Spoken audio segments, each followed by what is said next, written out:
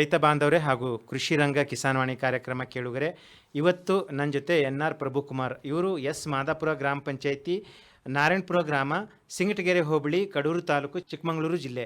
ಇಲ್ಲಿನ ಪ್ರಗತಿಪರ ರೈತರು ಅಂತ ಹೇಳ್ಬೋದು, ಸಾವಯವ ಕೃಷಿಕರು ಅಂತ ಹೇಳ್ಬೋದು. ಜೊತೆಗೆ ಶೂನ್ಯ ಬಂಡವಾಳ ಕೃಷಿ ಅಂದರೆ ಯಾವುದೇ ಒಂದು ಉಳುಮೆ ಮಾಡದೇ ಸುಭಾಷ್ ಪಾಳೇಕರ್ ಅವರ ಒಂದು ಪದ್ಧತಿಯನ್ನು ಇವರು ಅನುಸರಿಸ್ತಾ ಇದ್ದಾರೆ 3 ಎಕರೆ ತಮ್ಮ ಒಂದು ಜಮೀನಿನಲ್ಲಿ. ಬನ್ನಿ, ಈಗ ಇವರು ಯಾವ ರೀತಿಯಿಂದ ತಮ್ಮ ಕೃಷಿಯ ಜೀವನವನ್ನು ಸಾಗಿಸ್ತಾ ಇದ್ದಾರೆ ಅಂತ ಅನ್ನೋದನ್ನು ಮಾಹಿತಿ ಪಡ್ಕೊಳ್ಳೋಣ. ಪ್ರಥಮವಾಗಿ ಭದ್ರಾವತಿ ಆಕಾಶವಾಣಿ FM ಕೇಂದ್ರದಿಂದ ತಮಗೆ ಸ್ವಾಗತ ಕೋರುತ್ತಾ. ನಮಸ್ಕಾರ NR ಪ್ರಭುಕುಮಾರ್ ಅವರೇ. ನಮಸ್ಕಾರ ಸರ್. ಹೇಳಿ, ನಿಮ್ಮ ಒಂದು ಪರಿಚಯ, ಕೃಷಿ ಜೀವನ ಹೇಗೆ ಆರಂಭ ಮಾಡಿದ್ರಿ ಅಂತ. ಸರ್, ನಾವು NR ಪ್ರಭುಕುಮಾರ್ ಅಂತ, ನಾರಾಯಣಪುರ, ಕಡೂರು ತಾಲೂಕು, ಚಿಕ್ಕಮಗಳೂರು ಡಿಸ್ಟಿಕ್ಕು. ನಾವು ನಮ್ಮ ಅಜ್ಜಾರ ಕಾಲಿಂದ ಬಂದಂಥ ಜಮೀನು.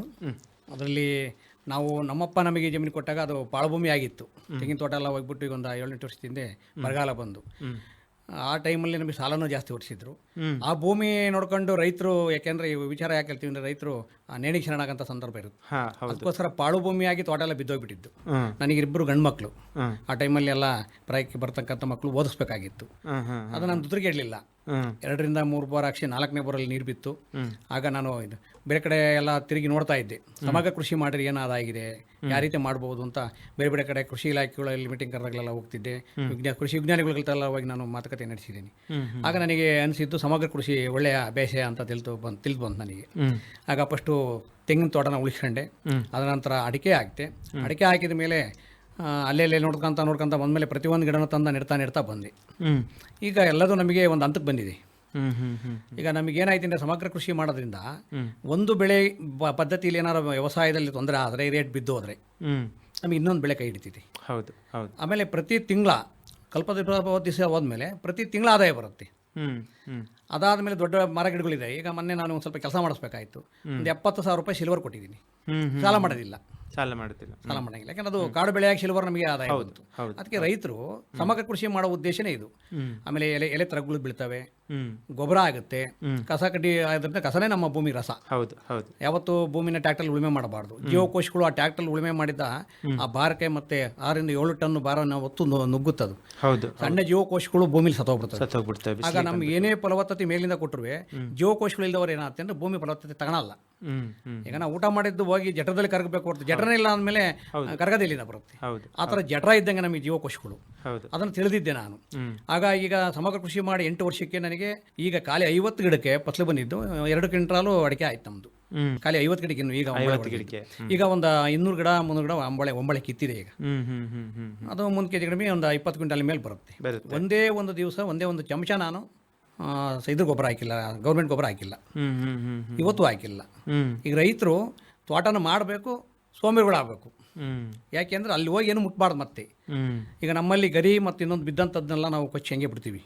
ಕಳೆ ಕೀಳಕ್ಕೆ ಹೋಗಲ್ಲ. ಕಳೆನೇ ರಸ ಭೂಮಿಗೆ. ಅದು ಕರಗಿ ಮತ್ತೆ ಪೋಷಕಾಂಶ ಆಗುತ್ತೆ. ಅದನ್ನು ತಿಳಿದಿಲ್ಲ ಜನ. ಏನು ಮಾಡ್ತಾರೆ, ಕಳೆನಾಶಕ ಹೊಡೆಯೋದು ಅದು ಮಾಡಿ ಹಾಳು ಮಾಡಿಬಿಡ್ತಾರೆ ಭೂಮಿ. ನಮ್ಮಲ್ಲಿ ಈಗ ಯಾರೇ ಬಂದು ನೋಡ್ರೆ 1.5 ಅಡಿ ಗೊಬ್ಬರ ಇದೆ ನಮ್ಮಲ್ಲಿ. ತೆಗಿಬಹುದು, ಕೈಯಿಂದನೇ ತೆಗಿಬಹುದು. ನಿಮ್ಮ ಜಮೀನಲ್ಲಿ? ನಮ್ಮ ಜಮೀನಲ್ಲಿ. ಮತ್ತೆ ನಡ್ಕೊಂಡು ಹೋದ್ರೆ ಒಂಥರ ಕುಶನ್ ತರ ಕಾಲಲ್ಲಿ ನಡೀತೀವಿ ಸರ್ ನಾವು. ಕುಶನ್ ನಡ್ಕೊಂಡು ಹೋಗ್ತಾ ಇದ್ರೆ ಕುಶನ್ ತರನೇ ಅಲ್ಲ. ಅಡಿಕೆ ಸೊಪ್ಪೆ ಆಗಲಿ, ತೆಂಗಿನ ಗಿಡದಾಗಲಿ ಎಲ್ಲದು ಬಿದ್ದಿರುತ್ತೆ. ಗೊಬ್ಬರ ಆಗಿದೆ, ಫುಲ್ ಗೊಬ್ಬರ ಆಗಿರುತ್ತೆ. ಎರೆಹುಳ ತನ್ನಿಜಿ ತಾನೇ ಉತ್ಪತ್ತಿ ಆಗುತ್ತೆ. ನಾವು ಎರೆಹುಳ ತರಬೇಕು ಅಂತ ಅವಶ್ಯಕತೆ ಇಲ್ಲ. ನಾವು ಇವತ್ತುವರೆಗೂ ಒಂದೇ ₹1 ಬಂಡವಾಳ ಹಾಕಿಲ್ಲ. ನಾನೇನು 8 ವರ್ಷದಿಂದ ಡ್ರಿಪ್ ಇರಿಗೇಷನ್ ಮಾಡಿಬಿಟ್ಟಿದ್ದೆ, ಸರ್ಕಾರ ಕೊಡೋದಂತ ಇದರಲ್ಲಿ ತಗೊಂಡು ಮಾಡಿಬಿಟ್ಟಿದ್ದೆ. ಇವತ್ತಿನವರೆಗೂ ನಾವು ಒಂದೇ ಒಂದು ದಿವಸ ಹೋಗಿ ಅಲ್ಲಿ ಕೆಲಸ ಮಾಡಿಲ್ಲ. ಏನು ಕಸ ಕಟ್ಟಿ ಬಿಡೋದು, ಒಂದು ಕುಡ್ಲತ್ತಾನ ಕಚ್ಚಾಕದಷ್ಟು. ಬೆಳಗ್ಗೆ ಒಂದು ಟೈಮ್ ಒಂದು ವಾಕ್ ಹೋಗ್ತೀನಿ, ಒಂದು ಸುತ್ತು ಬರೋದಷ್ಟೇ. ಹಾಗಾಗಿ ನನಗೆ ಖರ್ಚಿನ ವ್ಯವಸ್ಥೆ ಇಲ್ಲ. ಒಂದು ಸತಿ ಮಾತ್ರ ನಮ್ಮ ದನಿನ ಗೊಬ್ಬರ, ಕೊಟ್ಟಿಗೆ ಗೊಬ್ಬರ, ಕೋಳಿ ಗೊಬ್ಬರ ಮತ್ತು ಕುರಿ ಗೊಬ್ಬರ ಎಲ್ಲ ಮಿಕ್ಸ್ ಮಾಡಿ 1-2 ಲೋಡ್ ಮಣ್ಣನ್ನು ತಂದು ಎಲ್ಲ ಮಿಕ್ಸ್ ಮಾಡಿ 1 ತಿಂಗಳು ಬಿಟ್ಟಿದ್ದೆ ಮಾಗಕ್ಕೆ ಅದನ್ನು. ಯಾಕಂದ್ರೆ ಮಾಗಿದ ಹಣ್ಣು ತಿಂತೀವಲ್ಲ ನಾವು, ಬಾಳೆಹಣ್ಣು ಅದೇ ಥರ ಮಾಗಬೇಕದು. ಕೋಳಿ ಗೊಬ್ಬರನ ಡೈರೆಕ್ಟ್ ತಂದಾಕ್ತಾರೆ, ಅದನ್ನು ತಂದಾಕ್ಬಾರ್ದು. ಅದ್ರಲ್ಲಿ ವಿಷಕಾರಿ ಇರುತ್ತೆ. ಅದು ಮಾಗಿರೋ ವಿಷ ಆಗಲ್ಲ, ಅಮೃತ ಆಗುತ್ತೆ ಅದು. ಆ ಥರ ಮಾಗಿಸ್ಬೇಕು. ಮಾಗಿಸಿ ತಂದು ಸುತ್ತ ಸುರಿದ್ರೆ ಸಾಕು. ನಾವು ಗುಂಡಿಗೆ ಬಗೆಯಬೇಕಲ್ಲ, ಅವಶ್ಯಕತೆ ಏನಿಲ್ಲ. ಯಾಕೆಂದ್ರೆ ಬಿಳಿ ಆಹಾರದ ಬೇರುಗಳಿದಾವಲ್ಲ, ಸುತ್ತ ಬಗದಾಕೋರೆಲ್ಲ ಕಟ್ಟಾಗ್ಬಿಡ್ತಾರೆ. ಅದು ತಿಳಿದಿಲ್ಲ ಜನ. ಯಾಕೆಂದ್ರೆ ಮರಕ್ಕಿಂತ ಮರ ದುಡಿದಿದೆ. ರೈತರಲ್ಲಿ ಯಾವ ರೀತಿ ಕೃಷಿ ಮಾಡ್ತಾ ಇರೋ ಅದನ್ನು ತಿಳ್ಕೋಬೇಕು ನಾವು. ಹಂಗಾಗಿ ನಮಗೆ ಯಾವುದೇ ಥರವಾದ ಒಂದು ಖರ್ಚು ಇವತ್ತಿನವರೆಗೂ ಬಂದಿಲ್ಲ. ಆದಾಯನೇ ಬರ್ತಾ ಇದೆ. ಈಗ ನಾನು 2 ಮಕ್ಕಳನ್ನು ಓದಿಸಿದ್ದೀನಿ. ಡಿಗ್ರಿ ಮಾಡಿದ್ದಾನೆ, ಒಬ್ಬ MBA ಮುಗಿಸಿದ್ದಾನೆ, ಚೆನ್ನಾಗಿ ಓದಿದ್ದಾರೆ. ನಾವು ನಮ್ಮ ಅಪ್ಪಾಜಿ ಕೊಟ್ಟಂತ ಆ ಟೈಮಲ್ಲಿ ಮಾಡ್ತಕ್ಕಂಥ ಮನೆ ಮಠ ಸಾಲದ 20 ಲಕ್ಷ ಸಾಲ ಇತ್ತು. ಈಗ ನಾವು ಕೃಷಿ ನಂಬಿಕೊಂಡು ಜೀವನ ಮಾಡಿ ಆ ಭೂಮಿ ತಾಯಿ ನಮ್ಮನ್ನು ಕೈ ಹಿಡಿದ್ಲು. ನಮಗೆ ಚೆನ್ನಾಗಿ ನೀರು ಬರ್ತಾ ಇದೆ. ನೀರು ಯಾಕೆ ಬರ್ತಾ ಇದೆ ಅಂದರೆ, ಸಮಗ್ರ ಕೃಷಿ ಮಾಡೋದ್ರಿಂದ ಮೇಲಿಂದ ತಾಂತಕ್ಕಂಥ ಪೋಷಕಾಂಶಗಳನ್ನು ನೀರನ್ನು ತಗೊಂಡಂಥ ಬೇರುಗಳು ಭೂಮಿಗೆ ಬಿಡ್ತವೆ. ನೀರು ಮುಖಾಂತರ ನೀರು ತಗೊಂಡ ತಕ್ಷಣ ಅವು ತನ್ನಿಚ್ಚಿ ತಾನೇ ತಗೊಳಲ್ಲ ಅಷ್ಟುವೆ ಭೂಮಿ ಮತ್ತೆ ಬಿಡ್ತವೆ ತೇವಾಂಶ ಥರ. ಆ ನೀರು ಸಂಗ್ರಹಣ ಆದಾಗ ನಮಗೆ ಬೋರ್ಗಳು ರೀಚಾರ್ಜ್ ಆಗ್ತವೆ. ಅದು ಎಲ್ಲ ರೈತರು ತಿಳ್ಕೋಬೇಕಾಯಿತು. ಮರಗಿಡಗಳಿದ್ದರೆ ತೋಟ ಹಾಳಾಗುತ್ತೆ ಅಂತಾರೆ, ಅದು ಸುಳ್ಳು. ಈಗ ನಿಮ್ಮ ಜಮೀನು ಯಾವ ಒಂದು ತರದಲ್ಲಿದೆ? ಹಳ್ಳದ ಪಕ್ಕದಲ್ಲಿ ಇದೆಯೋ ಅಥವಾ ತಗ್ಗಿನಲ್ಲಿ ಇದೆಯೋ ಅಥವಾ ಗುಡ್ಡದಲ್ಲೇ ಇದೆ ಸರ್? ನಮ್ದು ಊರಿನೇ ದಿಬ್ಬ ಇರೋದು, ಊರಲ್ಲೇ ದಿಬ್ಬದಲ್ಲೇ ಬೋರ್ ಇದೆ. ಹಿಂಗೆ ಡೌನಿ ಕೆಳಗೆ ತೋಟ ಹೋಗಿದೆ, ದಿಬ್ಬದಲ್ಲೇ ಬೋರ್ಗಳು ಇರೋದು. ನಮಗೆ ಒಳ್ಳೆ ನೀರಿದೆ. ನೀರು ಸಿಗುತ್ತಾ? ಎಷ್ಟು ಆಳ ಹೋಗ್ಬೇಕು ಸರ್? ಒಂದು 200-300 ಅಡಿ ವರ್ಷ ಅಷ್ಟಕ್ಕೆ ಬಂದ್ಬಿಡ್ತದೆ. ಬಂದಿದೆ ಸರ್, ಅಷ್ಟಲ್ಲೇ ಓಡ್ತಾ ಇದೆ. ಒಂದು 15 ಲೈನ್ ಬಿಟ್ಟಿದ್ವಿ, ಚೆನ್ನಾಗಿ ಓಡ್ತಾ ಇದೆ. ಈ ವರ್ಷ ಮಳೆ ಹೆಂಗಿತ್ತು? ಈ ವರ್ಷ ಚೆನ್ನಾಗಿತ್ತಲ್ಲ? ಚೆನ್ನಾಗಿದೆ. ಮೊನ್ನೆ ಬಂದಂತ ಮಳೆ ಮತ್ತೆ ಸಮೃದ್ಧಿಯಾಗಿ ಬಂತು. ಮೊನ್ನೆ ಅಂತಂದ್ರೆ ಯಾವಾಗ? ಈಗ ಹೋದ ತಿಂಗಳಲ್ಲಿ ಬಂತಲ್ಲ ಸರ್? ಅಕ್ಟೋಬರ್ ತಿಂಗಳಲ್ಲಿ ಚೆನ್ನಾಗಿ ಬಂದಿದೆ ಮಳೆ. ಈ ವರ್ಷ ಚೆನ್ನಾಗಿದೆ, ಕೆರೆ ಕಟ್ಟೆಗಳು ತುಂಬಿದಾವೆ, ಬೋರ್ ರೀಚಾರ್ಜ್ ಆಗಿದೆ, ಏನು ತೊಂದರೆ ಇಲ್ಲ. ಈಗ ಕೆರೆ ಕಟ್ಟೆ ತುಂಬಿದಾವೆ ಅಂತಂದ್ರೆ ಇದು ನಿಜ ರೂಪದಲ್ಲಿ, ನಿಜ ಅರ್ಥದಲ್ಲಿ ಏನಂತ ಹೇಳ್ತೀರಿ? ಹೂಳು ತುಂಬಿಕೊಂಡು ನೇರ್ ತುಂಬಿಕೊಂಡಿತ್ತೋ ಇಲ್ಲ ಮೂಲ ಒಂದು ಇದರಲ್ಲಿ ಮೂಲ ತುಂಬಿಸಿತ್ತು? ಹೂಳೆಲ್ಲ ಎತ್ತಿದ್ದಾರೆ. ಎತ್ತಿದ್ರೆ ಒಂದೊಂದು ಕೆರೆ 4 ಕೆರೆ ಅಷ್ಟು ನೀರು ಇಡಿಸಿದಾವೆ ಇವಾಗ. ಹೂಳು ಎತ್ತಿದ ಪ್ರಕಾರ ಚೆನ್ನಾಗಿ ನೀರು ಇಡಿಸಿದೆ. ಅದು ಎಲ್ಲ ಕಡೆ ಹೂಳು ಎತ್ತಿದ್ದಾರೆ. ಈ ಉದ್ಯೋಗ ಖಾತ್ರಿ ಯೋಜನೆಯಲ್ಲಿ, ಮಹಾತ್ಮ ಗಾಂಧಿ ಉದ್ಯೋಗ ಖಾತ್ರಿಯಲ್ಲಿ ಚೆನ್ನಾಗಿ ಕೆಲಸ ಮಾಡಿದ್ದಾರೆ. ಹೂಳು ಎತ್ತಿದೆ, ಕೆರೆ ಕಟ್ಟೆಗಳು ಇರೋದ್ರಿಂದ ಹೂಳಿನಿದ್ದಂಥ ನೀರು ಈಗ 3 ಕೆರೆ ಅಷ್ಟು ನೀರು ಇಡಿಸ್ತೀವಿ. ಮೊದಲೆಲ್ಲ ತಟ್ಟೆ ಹಂಗಿತ್ತು, ಎಲ್ಲ ಮುಚ್ಚಿತ್ತು, ಸ್ವಲ್ಪ ನೀರು ಹಿಡಿಯೋದು ಹೋಗ್ಬಿಡೋದು. ಅದೇ ಅದನ್ನ ತೆಗೆಸ್ಬಿಟ್ಟು ಇದು ಮಾಡಿದ್ದೀರಾ, ಚೆನ್ನಾಗಿ ಮಾಡಿದ್ರು. ಯಾಕಂತಂದ್ರೆ ನಾವೀಗ ನಮ್ಮ ರಾಜ್ಯದಲ್ಲಿ ಅಣೆಕಟ್ಟು ತುಂಬ್ಕೊಂಡು ಬಿಟ್ಟಿದೆ. ಅಂದರೆ ಹೂಳಿಂದ ತುಂಬಿದೆ, ಅದು ಹೂಳು ತೆಗಿಬೇಕು. ಯಾಕಂದರೆ ಸುಮಾರು ವರ್ಷದಿಂದ ಅದು ಕೊಚ್ಕೊಂಡು ಬಂದು ಅಲ್ಲೆಲ್ಲ ಇದು ಆಗಿ ಅದು ಹೂಳು ತುಂಬಿ ಇನ್ನು ಸ್ವಲ್ಪ ಮಳೆ ಬಂದ ತಕ್ಷಣ ತುಂಬ್ತು ಅಂತೀವಿ ನಾವು ಅಲ್ವಾ? ಸೊ ಅದು ಒಂದು ನಾವು ನಿಜ ಹೇಳಬೇಕಂದ್ರೆ ಅದು ಯಾವಾಗ ಆ ಹೂಳು ತೆಗೆದು ಏನು ಸಂಗ್ರಹ ಆಗಿರುತ್ತೆ ನೋಡಿ, ಅದು ನಿಜ ಒಂದು ನೀರಿನ ಸಂಗ್ರಹಣೆ. ಆದ್ರೂ ಈ ವರ್ಷ ತುಂಬ ಚೆನ್ನಾಗಿ ಮಳೆ ಆಗಿದೆ, ಒಳ್ಳೆ ಬೆಳೆ ಕೂಡ ಬಂದಿದೆ. ಮತ್ತೆ ಈಗ ತೆಂಗು ಇದು ಬದುಗಳಲ್ಲಿ ಹಾಕಿದ್ರೋ ಇಲ್ಲ ಮುಖ್ಯ ಜಮೀನಲ್ಲಿ? ಮುಖ್ಯ ಜಮೀನಲ್ಲಿ ಹಾಕಿದೀವಿ. ಬದುಗಳಲ್ಲ 30 ಅಂತರ ಹಾಕಿದೀವಿ. ಅದರೊಳಗೆ ಅಡಿಕೆನ 9 ಅಂತರದಲ್ಲಿ ಹಾಕಿದೀವಿ. ಆ ಮಧ್ಯ ಒಂದು ಸಾಲಲ್ಲಿ ಮಹಾಗಾನಿ ಮತ್ತೆ ಸಪೋಟ, ನಿಂಬೆ ಪ್ರತಿಯೊಂದು ಹಾಕಿದೀವಿ. ಅಂದ್ರೆ ಹಣ್ಣಿನ ಬೆಳೆಗಳು ಎಲ್ಲ ಹಾಕಿದೀವಿ. ಎಲ್ಲ ಹಾಕಿದ್ವಿ ಸರ್. ನುಗ್ಗೆ ಹೇಗೆ ಅದರಲ್ಲಿ ಮಧ್ಯದಲ್ಲಿ? ಸರ್ ನುಗ್ಗೆ ನಾವು 2 ಸಾಲು ಬಿಟ್ಟು ಒಂದು ಸಾಲು, 4 ಗಿಡಕ್ಕೆ ಬಂದು ಮಧ್ಯ ಒಂದೊಂದು. ಈಗ ನಮಗೆ ಸಾವಯವ ಕೃಷಿ ಬಗ್ಗೆ ನಮಗೆ ಮಾಹಿತಿ ಕೊಟ್ಟಿದ್ರು. ಅದರಲ್ಲಿ ಪೊಟ್ಯಾಶು, ಯೂರಿಯಾ ಅದರಲ್ಲೇ ಉತ್ಪತ್ತಿ ಆಗುತ್ತೆ, ಬೇರುಗಳು, ಗಂಟು ಬೇರುಗಳು ಇರ್ತವೆ ಆ ಭೂಮಿಲಿ, ಅದರಲ್ಲೇ ಜೈವಿಕಾಂಶಗಳು ಕೊಡ್ತಾವೆ ಅನ್ನೋ ಉದ್ದೇಶಕ್ಕೆ ಹಾಕಿದ್ದು. ಚೆನ್ನಾಗಿದೆ ಸರ್ ಗಿಡ. ಇದ್ರ ಜೊತೆಗೆ ಈಗ ತಾವು ಸೀತಾಫಲ ಅಂತ ಹೇಳಿದ್ರಿ, ಮತ್ತೆ ಏನು ಬಾಳೆ, ಕರಿಬೇವು, ಕರಿಮೆಣಸು, ಸೀಬೆ, ಹಲಸು ಅಂತ ಹೇಳಿದ್ರಿ. ಈಗ ಬಾಳೆಯಲ್ಲಿ ಯಾವುದು ತಳಿ? ಸೀತಾಫಲದಲ್ಲಿ ಯಾವ ತಳಿ? ಸೀತಾಫಲ ಅಂದ್ರೆ ರಾಮಫಲ ಅಂತ ಹೇಳ್ತಾರಲ್ಲ? ರಾಮಫಲ ಅಲ್ಲ ಸರ್, ಸೀತಾಫಲ ಬೇರೆ, ರಾಮಫಲನೇ ಬೇರೆ. ಸೀತಾಫಲ ಅಂದ್ರೆ ನಮ್ಮಲ್ಲಿ ಒಂದೇ ಒಂದು ಗಿಡ ಫಸ್ಟ್ ಇತ್ತು. ಅದು ಹಣ್ಣು ಹಂಪಲುಗಳು, ನಮ್ಮ ಇದು ಅಳಿಲಿಗಳು, ಗಿಣಿಗಳು ತಿಂದು ಅಲೆದೆಲೆ ಗಿಡಗಳು ಹುಟ್ಟಿದ್ವು. ನಾವು ಕೀಳಿಲ್ಲ ಅವನ್ನ, ಬಿಟ್ವಿ ಅವನ್ನ. ಇದು ವರ್ಷ ಪೂರ್ತಿ ಕೊಡ್ತದ? ಇಲ್ಲ ಸರ್, ಅದು ಈ ಟೈಮಲ್ಲಿ ಈಗ ಹೂವಾಗುತ್ತೆ ವರ್ಷ ಪೂರ್ತಿ. ಯಾಕಂತಂದ್ರೆ ನೀರಿನ ಒಂದು ವ್ಯವಸ್ಥೆ ಇದ್ರೆ ವರ್ಷ ಪೂರ್ತಿ ಕೊಡ್ತದೆ. ಇಲ್ಲ ಸರ್, ಅದು ಅಂತರ ಇದೆ ಅದಕ್ಕೆ, ಇಷ್ಟಿಂತ ಈ ಟೈಮು ಅಂತ. ಆಮೇಲೆ ಸಪೋಟ ವರ್ಷ ಪೂರ್ತಿ ಬರುತ್ತೆ. ಇಲ್ಲ ಇದು ಯಾಕೆಂತಂದ್ರೆ ನೋಡಿ, ಈಗ ಗುಡ್ಡಗಾಡಲ್ಲಿ ಸಿಗ್ತಕ್ಕಂಥದ್ದು ವರ್ಷಗೊಂದ್ಸಲ ಅಲ್ವಾ? ಈಗ ಗುಡ್ಡಗಾಡಲ್ಲಿ ನೈಸರ್ಗಿಕವಾಗಿ ಬೆಳ್ಕೊಂಡು ಬಿಡ್ತದೆ ನೋಡ್ರಿ ಎಲ್ಲ ಪೊದೆಗಳಲ್ಲಿ. ಅದು ಒಂದು ವರ್ಷಕ್ಕೆ ಅಂದರೆ ನವಂಬರ್ ತಿಂಗಳಲ್ಲಿ ಕಾಯಿ ಬಿಡ್ತದೆ, ಹಣ್ಣು ಆಯ್ತದೆ ಆ ಟೈಮಲ್ಲಿ. ಯಾಕಂದರೆ ಮಳೆಗಾಲದಲ್ಲಿ ಎಲ್ಲ ಚೆನ್ನಾಗಿ ಮಳೆ ಆಯ್ತು ಅಂತಂದರೆ ಆವಾಗಲೇ ಹೂ ಬಿಟ್ಟು ಕಾಯಿ ಕಟ್ಕೊಂಡು ಅಕ್ಟೋಬರ್ ನವಂಬರ್ ತಿಂಗಳಲ್ಲಿ ಅದು ಹಣ್ಣು ಆಯ್ತದೆ. ಅಂದರೆ ಕೀಳಿದ್ರೆ ಹಣ್ಣು ಆಯ್ತದೆ ಅದು ನೈಸರ್ಗಿಕವಾಗಿ. ಈಗ ನೀರಿರೋ ಒಂದು ವ್ಯವಸ್ಥೆಯಲ್ಲಿ ಇದು ವರ್ಷ ಪೂರ್ತಿ ಕೊಡ್ತದೆ ಅಂತ ಹೇಳ್ತಾರೆ. ನಾವು ನೀರಿನ ವ್ಯವಸ್ಥೆ ಮಾಡಿಲ್ಲ ಅವಕ್ಕೆ. ನಾವೇನು ಶ್ರೀಗಂಧ ಅವೆಲ್ಲ ಮಾಡಿದೀವಲ್ಲ, ಸಪೋಟ, ಶ್ರೀಗಂಧ ಇವೇನು ಮಾಡಿದೀವಲ್ಲ, ಎಲ್ಲ ಯಾವಕ್ಕೂ ನೀರಿನ ವ್ಯವಸ್ಥೆ ಇಲ್ಲ. ಅಂತರ ಬೆಳೆಯಾಗೋದು ಅದ್ರ ಕಡೆ ಬೆಳೀತಾ ಇದೆ. ಶ್ರೀಗಂಧಕ್ಕೆಲ್ಲ ನೀರು ಕೊಡಂಗಿಲ್ಲ, ಕೊಲಪಿಷನ್ ಅದನ್ನ ಇದು ಕಳ್ಕೊಳುತ್ತೆ, ಅದು ನೀರಿನ ಅಂಶ ತಗೊಂಡ್ರೆ. ಪಪ್ಪಾಯಿ ಯಾವ್ದು ಬೆಳಿತಿದ್ರಿ ಸರ್? ಪಪ್ಪಾಯಿ, ನಾಟಿ ಪಪ್ಪಾಯಿ, ಅದು ಉದ್ದ ಬರುತ್ತೆ ನಮ್ಮಲ್ಲಿ, ಕೊಂಚ ಬರುತ್ತೆ ಅದು. ನಾವು ಅಲೆದಲ್ಲಿ ಬೀಜ ಉದುರಿಸಿದ್ದಷ್ಟೇ, ನಾವು ಗಿಡ ತಂದು ಹಾಕಿಲ್ಲ, ನಾವು ಯಾವಕ್ಕೂ ಬಂಡವಾಳ ಹಾಕಿಲ್ಲ. ಅಲ್ಲಿ ಸುಮ್ಮನೆ ಕೈಯಿಂದ ಹಣ್ಣಾಗ್ದವ ಬೇರೆ ಕೊಡ್ತೀವಿ, ತಿಂತಾರೆ. ಅಲ್ಲೇ ಮನೆ ಮುಂದೆ ಬಂದು ಕೊಯ್ಕ ನಿಮ್ಮಂತರ ಬಂದಾಗ ಯಾರಿಗಾರ ಹಣ್ಣು ಹಂಪು ಕೊಡ್ತೀವ, ತಿಂತಾರೆ. ಬೀಜ ತಂದಾಗ ಅಲ್ಲೆದೆಲ್ಲ ಹಾಕೋದು, ಅದರಿಂದಲೇ ಅದು ಉತ್ಪತ್ತಿಯಾಗಿ ಅಲ್ಲೆದಲ್ಲಿ ಗಿಡ ಹುಟ್ಟಿದಾವೆ. ಗುಂಪು ಬಾಳೆ ಅದು ಹಂಗೆ 20 ವರ್ಷದಿಂದ ಬಾಳೆ ಇದೆ, ಅಲ್ಲೆದೆಲ್ಲ ಹಾಕಿದೀವಿ. ಪ್ರತಿಯೊಬ್ಬರಿಗೂ ಕೊಡ್ತೀವಿ ತಿನ್ನಕ್ಕೆ. ನಾವು ಇವತ್ತವರೆಗೂ ಬಾಳೆಹಣ್ಣು ಮಾತ್ರ ಮಾರಾಟ ಮಾಡಿಲ್ಲ. ನಮ್ಮ ಅಣ್ಣ ತಮ್ಮಳೆಲ್ಲ ತಿಂತೀವಿ. ಅದು ಒಳ್ಳೆ ಸಾವಯವ ಬಾಳೆಹಣ್ಣು ಆದ್ರಿಂದ ಆರೋಗ್ಯಕ್ಕೆ ಒಳ್ಳೇದು. ಅದು ಕುಟುಂಬದಲ್ಲಿ ಎಷ್ಟು ಜನ ಸದಸ್ಯರಿದ್ದೀರಿ? ನಾವು 4 ಜನ ಇದ್ದೀವಿ. ಅಂದ್ರೆ ಗಂಡ ಹೆಂಡತಿ, ಮಕ್ಕಳು. ಅಮ್ಮ ಅಮ್ಮ ಅಪ್ಪ ಇಲ್ಲ ಸರ್, ತೀರೋದ್ರಲ್ಲ. ಜೊತೆಗೆ ಈಗ ಅಣ್ಣ ತಮ್ಮ ಅಂತ ಹೇಳಿದ್ರಿ, ಅಣ್ಣ ತಮ್ಮಗಳಿದೆ ಸರ್. ಅದು ನೀವು ಅಂದ್ರೆ ಹಂಚ್ಕೊಂಡಿದ್ದೀರಾ ಜಮೀನು? ಒಟ್ಟಿಗೆ ಹಂಚ್ಕೊಂಡಿದ್ದೀವಿ ನಾವು. ಹಂಚ್ಕೊಂಡಿದ್ರು ಎಲ್ಲ ಒಟ್ಟಿಗೆ ಏನಾರು ಮಾಡ್ರು ಒಟ್ಟಿಗೆ ಮಾಡ್ತೀವಿ. ನಮ್ಮ ಅಪ್ಪರ ಕಾಲದಿಂದ ನಾವು ಒಟ್ಟಿಗೆ ಒಂದೇ ಒಂದು ಮನೇಲಿ ಏನಾದ್ರು ಮಾಡಿದ್ರು ಒಂದೇ ಮನೇಲಿ ಮಾಡ್ತೀವಿ. ಆಳುಗಳು ಈಗ ಹೊರಗಿನ ತಗೊಳ್ತೀರಾ ಇಲ್ಲ ನೀವು ಮನೆಯವರೇ? ಏನಿಲ್ಲ ಸರ್, ಆಳುಗಳಿಗೆ ಅವಶ್ಯಕತೆ ಇಲ್ಲ. ಅವಶ್ಯಕತೆ ಇಲ್ಲ ಅಂತ ಹೇಳ್ತೀರಾ? ಗೊಬ್ಬರ ವರ್ಷಕ್ಕೊಂದ್ಸತಿ ಗೊಬ್ಬರ ಹಾಕೋ ಟೈಮಲ್ಲಿ ನಾವೇ ನಮ್ಮ ಮಕ್ಕಳು ಬೆಂಗಳೂರು ಕಡೆಯಿಂದ ಬಂದಾಗ ಓದಿ ಬೆಂಗಳೂರಲ್ಲಿ ಇದ್ದಾರೆ, ಒಂದು 2-3 ತಿಂಗಳಿಂದ ಆಯಿತು ಹೋಗಿ. ಅವ್ರು ಬೆಂಗಳೂರಿಂದ ರಜಾದಿಂದ ಬಂದಲ್ಲಿ ನಾವೇ ಮಾಡ್ತೀವಿ ಕೆಲಸನೆಲ್ಲ. ನೀವೇ ಮಾಡ್ತೀರಾ? ಗೊಬ್ಬರ ಹಾಕೋದೆಲ್ಲ ನಾವೇ ಮಾಡ್ತೀವಿ. ಈಗ ಸ್ವಲ್ಪ ಬಿಡು ಅಂತಂದಾಗ ಬಿಡು ಸಿಕ್ಕಿದೆ ಅಂತ ಹೇಳಿದ್ರೆ ನೀವು ಏನು ಆ ಸಮಯದಲ್ಲಿ ಏನು ಕೆಲಸ ಮಾಡ್ತೀರಾ? ಬಿಡು ಸಿಕ್ಕಿದಾಗ ಅಂದರೆ ನಮಗೆ ಬಿಡು ಸಿಗೋದು ಕಡಿಮೆನೇ ಅಲ್ಲ, ಇದು 24 ತಿಂಗಳು ಕೂಡ ಕೆಲಸ ಇರ್ತದೆ. ಆದ್ರೂ ಒಂಚೂರು ಸ್ವಲ್ಪ ಒಂದು 4-5 ದಿವಸ ಏನೋ ಸ್ವಲ್ಪ ಆರಾಮಿದ್ದೀನಿ ಅಥವಾ ಸ್ವಲ್ಪ ಬಿಡು ಆರಾಮಿದ್ದಾಗ ನಾವು ದೇವಾಲಯಗಳ ಭೇಟಿ ಕೊಡ್ತೀವಿ. ಮತ್ತೆ ಈಗ ಏನಾದರೂ ಕೇಳಬೇಕು ಹೇಳಬೇಕು ಅಂತ ಹೇಳಿದ್ರೆ ಯಾವ ಮೂಲಗಳಿಂದ ಕೃಷಿಗೆ ಸಂಬಂಧಪಟ್ಟಿದ್ದ ವಿಷಯ ಆಗಿರಲಿ ಮತ್ತು ಏನೇ ಒಂದು ವಿಷಯ ಆಗಿರಲಿ ತಿಳ್ಕೊಳ್ತೀರಾ? ಹತ್ತಿರದ ಸಂಬಂಧಿಕರನ್ನು ತಿಳ್ಕೊತಿರೋ ಇಲ್ಲ ಇದೇ ಥರ ರೈತರ ಒಂದು ಒಬ್ಬರು ಬಾಯಿಂದ ಒಬ್ಬರು ಮಾತಾಡ್ತಾರಲ್ಲ ಆ ಥರ ತಿಳ್ಕೊತಿರೋ, ಇಲ್ಲ ಪೇಪರ್ ಮುಖಾಂತರವೋ ಇಲ್ಲ ರೇಡಿಯೋ ಮುಖಾಂತರ? ಇಲ್ಲ ಸರ್, ರೈತರ ಮುಖಾಂತರ ಅನ್ನೋಕ್ಕಿಂತ ಕೆಲಸ ಮಾಡಿರ್ತಕ್ಕಂಥ ರೈತರ ತೋಟಗಳಿಗೆ ಹೋಗ್ತೀವಿ ನಾವು. ಅದಕ್ಕೆ ಸಮಯ ಸಿಕ್ಕಿದಾಗ ರೈತರ ತೋಟಗಳು ಫಸ್ಟ್ ಭೇಟಿ ಕೊಡ್ತೀನಿ ನಾನು. ಈಗ ನಾವ್ ಹೆಂಗ್ ಮಾಡಿದ್ವಿ, ಇವ್ರು ಹೆಂಗ್ ಮಾಡ್ತಾ ಇದ್ದಾರೆ, ಇವ್ರ ಅನುಭವ ಹೆಂಗಿದೆ ಅಂತ. ಯಾಕಂದ್ರೆ ನಾನು ಹೇಳಿದೆ ಮೊದಲೇ, ಮರಕ್ಕಿಂತ ಮರ ದೊಡ್ಡಿದೆ ಅಂತ. ನಾನೇ ಇದರಲ್ಲಿ ರೈತರಲ್ಲಿ ನಾನೇ ಒಂದು ದೊಡ್ಡನು ಅಂತಾನಲ್ಲ. ಈಗ ನಮ್ಮ ತೋಟಗಳಿಗೆ ಬಂದು ನೋಡಬೇಕು. ಈಗ ನಾನು ಇಷ್ಟೆಲ್ಲ ಬೆಳೆ ಬೆಳೆದಿದ್ದೀನಿ.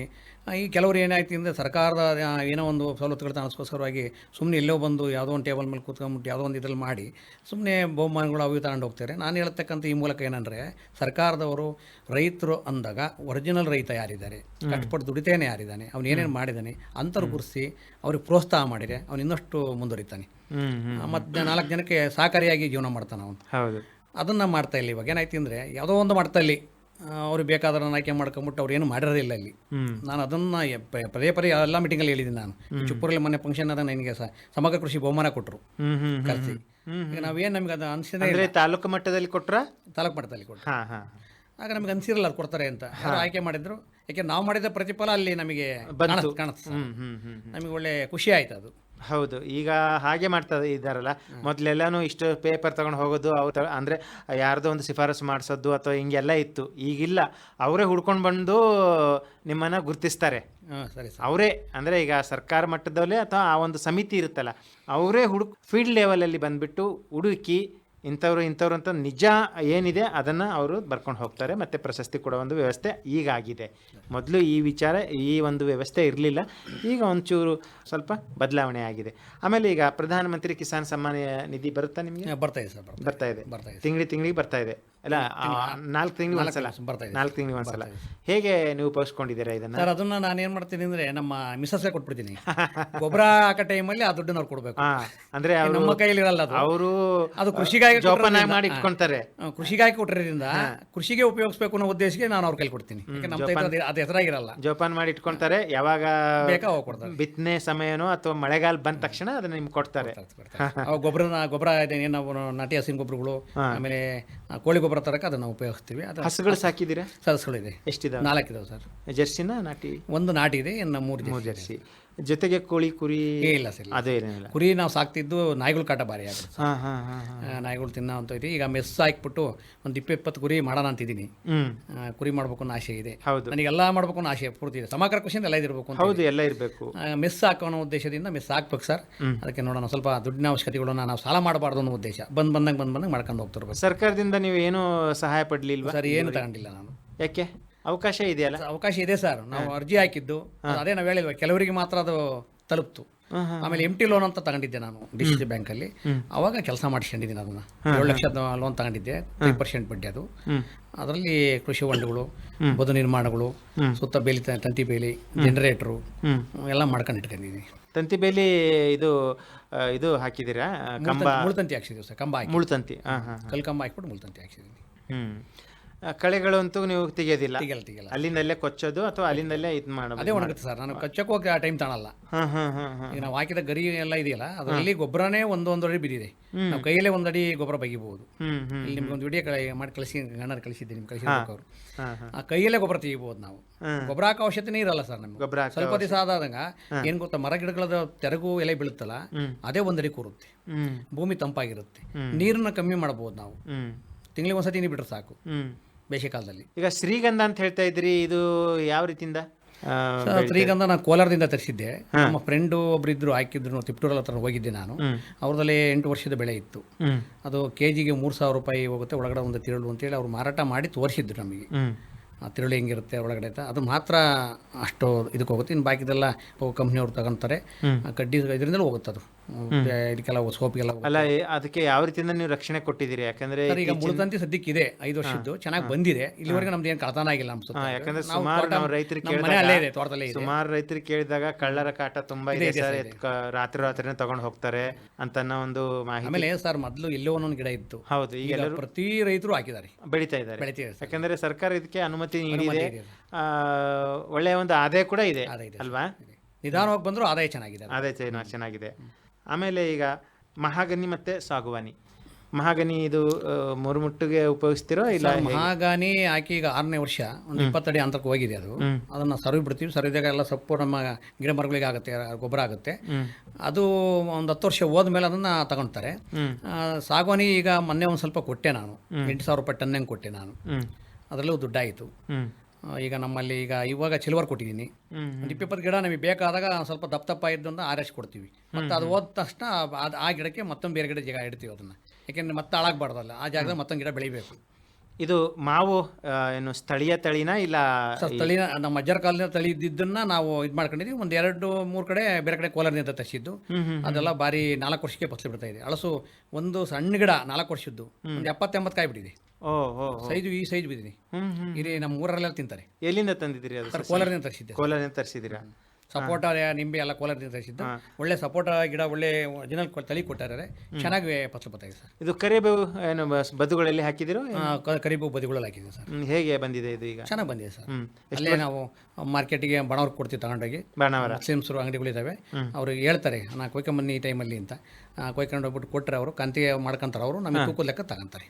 ಈಗ ನಿಮಗೇನು ಸಮಸ್ಯೆ ಇದೆ ಸರ್? ಈಗ ನಿಮ್ಮ ಒಂದು ಉತ್ಪನ್ನಗಳಿಗೆ, ಕೃಷಿ ಉತ್ಪನ್ನಗಳಿಗೆ ಅಂದರೆ ಸಾವಯವ ರೀತಿಯಿಂದ ನೀವು ಏನು ಬೆಳೀತಾ ಇದ್ದೀರಿ, ಮಾರುಕಟ್ಟೆಗೆ ಬಂದಾಗ ಇದು ಖಾತ್ರಿ ಸಾವಯವನೇ ಅಂತ ಹೇಳಿ ಬಂದು ತಗೊಳ್ತಾರೋ, ಇಲ್ಲ ನೀವೇ ಹೇಳಬೇಕಾಗುತ್ತಾ ಇದು ಸಾವಯವಕ್ಕೆ ಇದೆಯಪ್ಪ, ನಾವು ಇದ್ರ ಇಷ್ಟಿದ್ವಿ ತಗೊಳ್ಳಿ ಅಂತ ಇದು ಮಾಡ್ತೀರಾ? ಏನಾಯ್ತು ಅಂದರೆ, ನಾನು ನಮ್ಮ ಫ್ರೆಂಡ್ ಸರ್ಕಲ್ ಜಾಸ್ತಿ ಇದೆ, ಎಲ್ಲರೂ ನಮ್ಮ ತೋಟಕ್ಕೆ ಬಂದು ಭೇಟಿ ಕೊಟ್ಟಿದ್ದಾರೆ. ಹಾಗಾಗಿ ಒಬ್ಬರು ಬಾಯಿಂದ ಒಬ್ಬರು ಬಾಯಿಗೆ ಹೋಗಿದೆ. ಮೊನ್ನೆ ಅಲ್ಲಿ ದೇವರಲ್ಲಿರೋ ಒಬ್ರು ಒಂದು 22 kg ಸಪೋಟ ತಗೊಂಡು ಹೋದ್ರು ಬಂದು. 80 ರೂಪಾಯಿ kg ಹಂಗೆ ಕೊಟ್ಟೆ ನಾನು. ಎಲ್ಲ ಸಾವಯವನೇ. ಇವತ್ತು ನಾನು ಹೇಳಿಲ್ಲ ಸರ್, ಇವತ್ತು ಒಂದೇ ಒಂದು ಸ್ಪೂನ್ ನಾನು ಗೌರ್ಮೆಂಟ್ ಗೊಬ್ಬರ ಹಾಕಿಲ್ಲ. ತೋಟನೂ ಚೆನ್ನಾಗಿದೆ, ಅಡಿಕೆನೂ ಚೆನ್ನಾಗಿದೆ, ಪ್ರತಿಯೊಂದು ಚೆನ್ನಾಗಿದೆ. ನಮ್ಮಲ್ಲಿ ಎರೆಹುಳ ಚೆನ್ನಾಗಿ ಉತ್ಪತ್ತಿ ಆಗಿದೆ. ಎರೆಹುಳ ತೊಟ್ಟಿ ಮಾಡೋ ಅವಶ್ಯಕತೆನೇ ಇಲ್ಲ ಅಂತ ಗಿಡ ಬಾಚಾಕಂತ ಅವಶ್ಯಕತೆನೂ ಇಲ್ಲ.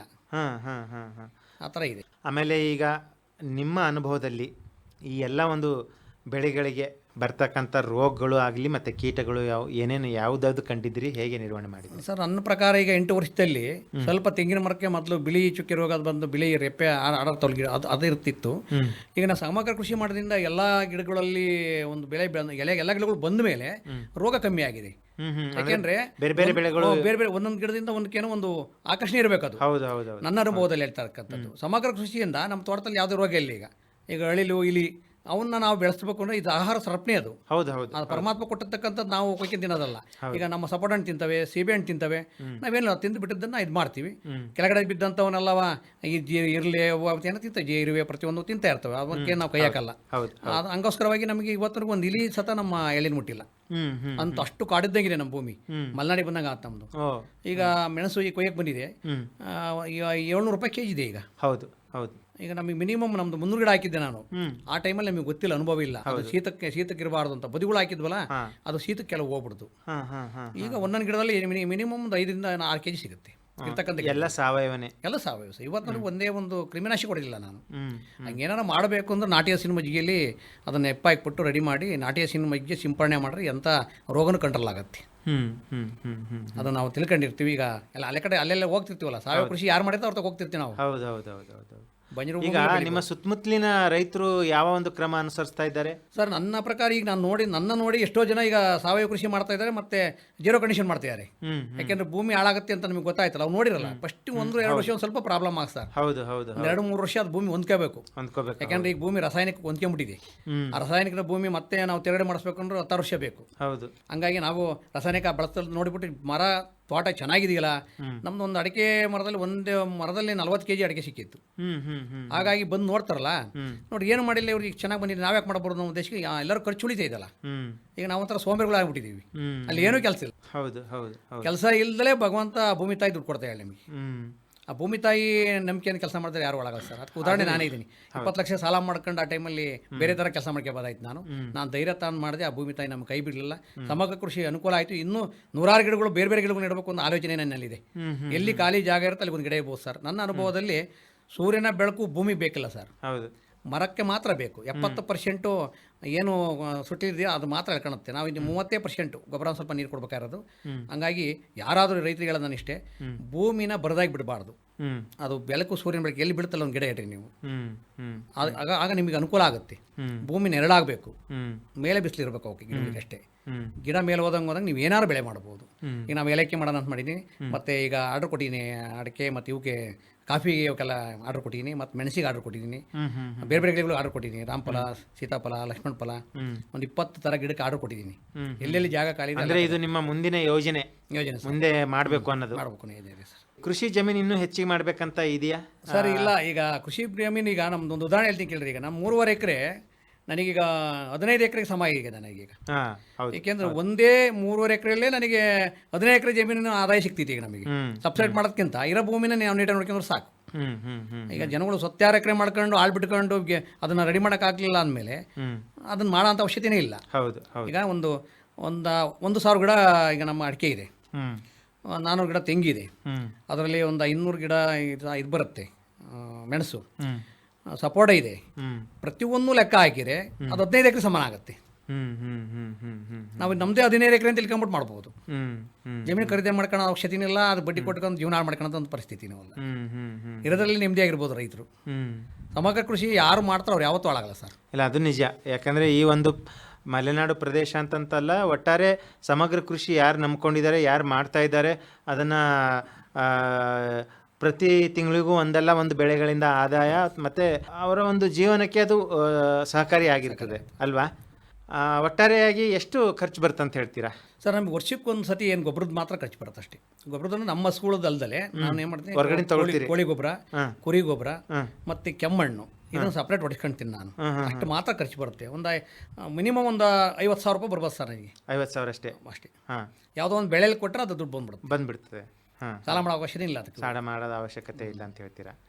ಮತ್ತು ಈಗ ಮಾರುಕಟ್ಟೆ ವ್ಯವಸ್ಥೆಗೆ ಬಂದರೆ, ಅದು ನೀವು ಹೇಳ್ತಾ ಇದ್ದೀರಿ ನಿಮ್ಮದೇ ಸ್ವಂತ ಅಂದರೆ ಯಾರು ಗೊತ್ತಿರೋರು ಮತ್ತು ನಿಮ್ಮ ಒಂದು ಗೆಳೆಯರ ಒಂದು ಸಂಘ ಇರೋದ್ರಿಂದ, ಅಂದರೆ ನೀವು ಸಂಪರ್ಕದಲ್ಲಿ ಇರೋದ್ರಿಂದ ಮಾರುಕಟ್ಟೆ ವ್ಯವಸ್ಥೆಯೂ ನಿಮಗೆ ಮಾರುಕಟ್ಟೆದೊಂದು ಸಮಸ್ಯೆ ಏನೂ ಆಗ್ತಾ ಇಲ್ಲ, ಅವಶ್ಯಕತೆ ಇಲ್ಲ ಅಂತ ಹೇಳ್ತೀರಾ? ಇಲ್ಲ, ಅವಶ್ಯಕತೆ ಇಲ್ಲ. ಯಾಕಂದ್ರೆ ನಮಗೆ ಕೊಡಕ್ಕೆ ಆಗ್ತಾ ಇಲ್ಲ. ಯಾಕಂದ್ರೆ ಅದು ಒರಿಜಿನಲ್ ಸಾವಯವ ಒಂದು ಗೊತ್ತಿದೆಯಲ್ಲ, ಕ್ರಿಮಿನಾಶಕ ಹೊಡೆಯಲ್ಲ ಇವ್ರನ್ನ ಗೊತ್ತಿದೆ. ಹಣ್ಣೆಲ್ಲ ತಿಂದು ನೋಡಿದ್ದಾರೆ. ಈಗ ಬಾಳೆ ಗಿಡನೇ ಬಿಡ್ತಕ್ಕಂಥ ಗಿಡ ನಮ್ಮ ಫ್ರೆಂಡ್ ಅಂಗಡಿಗಳವರು ಇಲ್ಲಿ ಸಿಂಗಡಿ ಟೌನಲ್ಲೆಲ್ಲ ನಮಗೆ ತಂದ ಈ ಸತಿಗೆ ಗೊನೆ ಕೊಡಪ್ಪ, ನಮಗೆ ಇನ್ನೊಂದು ಸತಿಗೆ ಇನ್ನೊಂದು ಗೊನೆ ಕೊಡಪ್ಪ ಅಂತಾರೆ. 10 ರೂಪಾಯಿ ಜಾಸ್ತಿ ತಗೊಳ್ತಾರೆ. ನಾವು ಯಾವುದು ಗೊಬ್ಬರಗಳು ಹಾಕಲ್ವಲ್ಲ ಅವಕ್ಕೆ, ನೋಡಿರ್ತಾರಲ್ಲ ಕಣ್ಣಾರೆ. ಹಂಗಾಗಿ ಅವರೇ ಇಷ್ಟಪಡ್ತಾರೆ, ಅವ್ರಿಗೆ ಕೊಡಕ್ಕೆ ಆಗ್ತಾ ಇಲ್ಲ. ಯಾಕಂದ್ರೆ ನಮಗೆ ಜನ ಅದನ್ನ ಸಂಪರ್ಕ ಮಾಡಿ ತೋರಿಸ್ಬೇಕು. ನಾವು ಬಂದವರಿಗೆಲ್ಲರಿಗೂ ಸಪೋರ್ಟ್ ಹಣ್ಣು, ಪರಂಗಿ ಹಣ್ಣು ಏನೇನಿರುತ್ತೆ ಎಲ್ಲ ತೆಗೆದಿಟ್ಟಿರ್ತೀವಿ. ನಾವು ಯಾಕೆ ದುಡ್ಡು ತಿಂತಾರೆ, ಅವ್ರು ತುಂಬ ತಿಂದು ಹೋಗ್ತಾರೆ. ಆಮೇಲೆ ಈಗ ಮನೆಯಲ್ಲಿ ತರಕಾರಿಗಾಗಲಿ ಅಥವಾ ಹೂವಿನ ಬೆಳೆಗಳಿಗೋಸ್ಕರ ಏನಾದರೂ ಬೆಳೀತಾ ಸಪ್ರೇಟ್ ಮಾಡ್ಕೊಂಡಿದೀವಿ ಅಂದರೆ ಅದನ್ನೇನು ಮತ್ತು ಮರಗಿಡಗಳು ನಾವು ಎಲ್ಲಿ ಡ್ರಿಪ್ ಮಾಡಿದೀವಲ್ಲ, ಅಲ್ಲಿ ನಮಗೆ ಬೇಕಾದಂಗೆ ಟೊಮೆಟೊ ಬೀಜ, ಈ ಜವಳಿ ಬೀಜ ಅವನ್ನ ಒಂದೊಂದು ಅಲ್ಲೆಲ್ಲಿ ಹಾಕಿಬಿಟ್ರೆ ಅವು ಒಳ್ಳೆ ಒಂಬರವಾಗಿ ಬಂತಿರ್ಬೋದು. ಯಾಕೂ ರೋಗ ಇಲ್ಲ ಅವಕ್ಕೆ, ಒಂದೇ ಒಂದು ಚೂರು ಔಷಧಿ ಹಾಕಂಗಿಲ್ಲ ಅವಕ್ಕೆ. ಆ ಗಿಡದ ಮಕ್ಕಳಲ್ಲೇ ಬರ್ತಾವೆ ಅವು. ಸುಮ್ಮನೆ ಅವ್ನು ಗಿಡ ಇಡ್ತೀವಿ, ಒಂದೊಂದು ಬೀಜ ಇಡ್ತೀವಿ, ನಾವು ಬೀಜ ಇಡ್ತೀವಿ, ಆ ಬೀಜ ಹುಟ್ಟುತ್ತೆ. ನಮಗೆ ಒಂದು ಗಿಡದಲ್ಲಿ 10 ಕಾಯಿ ಸಿಗಲಿ ಅಲ್ಲಿ. ಹೌದು, ಅಂತ ಒಂದು 20 ಗಿಡ ಮನೆಗೆ ಆಗುತ್ತೆ. ಮೆಣಸಿನ ಗಿಡ, ಆಮೇಲೆ ಔಷಧಿ ಗುಣಗಳಿರ್ತಕ್ಕಂಥ ಗಿಡಗಳು ನಮ್ಮಲ್ಲಿ, ಕಾಳಿಂಗ್ ಸೊಪ್ಪು ಏನೇನು ಹಾಕೊಂಡು ನಾವು ಸ್ವಲ್ಪ ಔಷಧಿ ಗುಣಗಳಿರ್ತಕ್ಕಂಥ ಗಿಡಗಳು ನಮ್ಮಲ್ಲಿದೆ. ಈ ಸೊಳ್ಳೆ ಜ್ವರ ಮಕ್ಕಳಿಗೆ ಬಂದ ತಕ್ಷಣ ಅದನ್ನು ಕೊಟ್ಬಿಟ್ಟು ಪಟ್ಟ ಅಂತ ತಿಂತ್ಕೊಳುತ್ತೆ. ನಮಗೆ ನಮ್ಮ ಅಜ್ಜರ ಕಾಲದಿಂದ ಅದು ಅನುಭವ ಇದೆ, ನಮಗೆ ಅನುಭವ ಇದೆ ಅಂತ ಹೇಳ್ತೀರಾ. ಆಮೇಲೆ ಈಗ ಒಟ್ಟಾರೆಯಾಗಿ ಖರ್ಚು ಅಂತ ಹೇಳ್ತಾ ಇದ್ದೀರಿ, ಲಾಭ ಅಂತಂತ ಹೇಳುವುದಾದರೆ ಏನು ಅಂತ ಹೇಳ್ತೀರಾ ಸರ್? ಲಾಭ ಅಂದರೆ ನನಗೆ ಈಗ ನಾನು 6ನೇ ವರ್ಷಕ್ಕೆ ಅಡಿಕೆ ಫಸಲು ಮತ್ತು ತೆಂಗಿನ ಗೊಬ್ಬರದ ಫಸಲು ಆದಮೇಲೆ ಖರ್ಚು ಕಳೆದು ಒಂದು 2.5 ಲಕ್ಷ ಉಳಿದಿದೆ. ಈಗ ಖರ್ಚು ಕಳೆದು 2.5 ಲಕ್ಷ ಈಗ ಇವತ್ತಿನ ಮಟ್ಟಕ್ಕೆ. ನೆಕ್ಸ್ಟೆಲ್ಲ ಜಾಸ್ತಿ ಉಳಿತಕ್ಕಂಥ ಅವಶ್ಯಕತೆ ಇದೆ. ಮತ್ತು ಮೇಲಾಗಿ ನಾವು ಏನು ಹೇಳ್ತಾರೆ, ನಮ್ಮ ಈ ಆಕಾಶವಾಣಿ ಮುಖಾಂತರ ಹೇಳೋದಂದ್ರೆ ರೈತರು ಯಾವತ್ತು ದುಡ್ಡು ಕೇಳೋದ್ಬಾರ್ದು. ನನ್ನ ಒಂದು ವಿಶ್ವಾಸದಲ್ಲಿ ಹೇಳ್ತಾ ಇದ್ದೀನಿ. ನಾನು ಖಾಲಿ ಭೂಮಿಯನ್ನು ನಾನು ಇವತ್ತು ಅನುಕೂಲ ಮಾಡ್ಕೊಂಡಿದ್ದೀನಿ. ನೀವು ಯಾವುದೇ ಥರವಾದ ಬೆಳೆನ ಬೆಳಿಬೋದು, ನಮಗೆ ಆ ಭೂಮಿಗೆ ಆ ತಾಯಿಗೆ ಆ ಶಕ್ತಿ ಇದೆ, ಕೊಡ್ತಾಳೆ. ನಮಗೆ ತಾಳ್ಮೆ ಬೇಕು ಸರ್. ವ್ಯವಸಾಯ ಅಂದರೆ ತಾಳ್ಮೆಯಿಂದ, ವ್ಯವಧಾನದಿಂದ ಮಾಡ್ತಕ್ಕಂಥದ್ದೇ ವ್ಯವಸಾಯ. ಹೌದು ಹೌದು. ತಾಳ್ಮೆ ಕಳ್ಕೊಂಡ್ರೆ ಏನೂ ಮಾಡೋಕ್ಕಾಗಲ್ಲ. ನಾವು ತಾಳ್ಮೆ ಇರಬೇಕು. ನಾನು 4 ವರ್ಷ 5 ವರ್ಷ ಸುಧಾರಣೆ ಮಾಡಿದ ಮೇಲೆ ನನಗೆ ಇವತ್ತು ಧೈರ್ಯವಾಗಿ ಜೀವನ ಮಾಡೋಕ್ಕೆ ಒಂದು ಅವಕಾಶ ಇದೆ. ಚಿಂತೆ ಇಲ್ಲದಂಗೆ ಇದ್ದೀನಿ ಸರ್. ರೈತ ಬಾಂಧವರೇ, ಇದು ಆಗಿತ್ತು NR ಪ್ರಭುಕುಮಾರ್, ಎಸ್ ಮಾದಾಪುರ ಗ್ರಾಮ ಪಂಚಾಯಿತಿಯ ಗೆ ಸೇರ್ತಕ್ಕಂಥ ಒಂದು ನಾರಾಯಣಪುರ ಗ್ರಾಮದ ಒಬ್ಬ ಪ್ರಗತಿಪರ ರೈತರು. ಇವರ ಸಮಗ್ರ ಕೃಷಿ ಅನುಭವ. ಈಗ ಇವರನ್ನು ನಿಮ್ಮನ್ನು ಸಂಪರ್ಕಿಸೋದಾದರೆ ದೂರವಾಣಿ ಸಂಖ್ಯೆ ಸರ್ 96 06 77 2330. ರೈತ ಬಾಂಧವರೇ, ಇದಾಗಿತ್ತು ಇವರ ಒಂದು ದೂರವಾಣಿ ಸಂಖ್ಯೆ. ಹೆಚ್ಚಿನ ಒಂದು ಮಾಹಿತಿ ಪಡೆಯುವುದಾದಲ್ಲಿ ಅಥವಾ ಇವರ ಜಮೀನಿಗೆ ಹೋಗಿ ಯಾವ ರೀತಿಯಿಂದ ಇವರು ಕೃಷಿ ಮಾಡ್ತಾ ಇದ್ದಾರೆ ಅಂತ ಅನ್ನೋದನ್ನು ತಾವು ಕೂಡ ತಿಳ್ಕೋಬಹುದು ಅಂತ ಹೇಳುತ್ತಾ, ಇದುವರೆಗೆ ತಾವು ಭದ್ರಾವತಿ ಆಕಾಶವಾಣಿ FM ಕೇಂದ್ರಕ್ಕೆ ಬಂದು ತಮ್ಮ ಸಮಗ್ರ ಕೃಷಿಯ ಜೊತೆಗೆ ಶೂನ್ಯ ಬಂಡವಾಳ ಮತ್ತು ಸಾವಯವ ಕೃಷಿ ಒಂದು ಅನುಭವಗಳನ್ನು ನಮ್ಮ ಕೇಳುಗರಿಗೆ, ರೈತ ಬಾಂಧವರಿಗೆ ತಾವು ತಿಳಿಸ್ಕೊಟ್ಟಿದ್ದೀರಾ. ಭದ್ರಾವತಿ ಆಕಾಶವಾಣಿ FM ಕೇಂದ್ರದಿಂದ ತಮಗೆ ಮತ್ತೊಮ್ಮೆ ಧನ್ಯವಾದಗಳನ್ನು ಅರ್ಪಿಸುತ್ತಾ ನಮಸ್ಕಾರ NR ಪ್ರಭುಕುಮಾರ್. ನಮಸ್ಕಾರ ಸರ್. ರೈತ ಬಾಂಧವರೇ ಹಾಗೂ ಕೇಳುಗರೆ, ಪ್ರತಿದಿನ ಸಂಜೆ 6:50ಕ್ಕೆ ಮೂಡಿಬರುವ ಕೃಷಿ ರಂಗ ಕಿಸಾನ್ವಾಣಿ ಕಾರ್ಯಕ್ರಮ ಭದ್ರಾವತಿ ಕೇಂದ್ರದಿಂದ ಯಾವ ರೀತಿಯಾಗಿ ಮೂಡಿ ಬರ್ತಾ ಇದೆ, ಮತ್ತು ಈ ಕಾರ್ಯಕ್ರಮದ ಕುರಿತು ನಿಮ್ಮ ಅನಿಸಿಕೆ, ಅಭಿಪ್ರಾಯ, ಸಲಹೆ, ಸೂಚನೆ ಏನಾದರೂ ಇದ್ದಲ್ಲಿ ನಮ್ಮ ವಾಟ್ಸಪ್ ನಂಬರಿಗೆ ಇದನ್ನು ನೀವು ಬರೆದು ತಿಳಿಸಬಹುದು. ನೀವು ಬರೆದು ಕಳಿಸಿದ ಮಾಹಿತಿಯನ್ನು ಅದೇ ಕಾರ್ಯಕ್ರಮದಲ್ಲಿ ಪ್ರಸಾರ ಮಾಡಲಾಗುವುದು. ನಮ್ಮ ವಾಟ್ಸಪ್ ಸಂಖ್ಯೆ ಹೀಗಿದೆ: 9481572600. ಇನ್ನೊಮ್ಮೆ ಕೇಳಿ: 9481572600.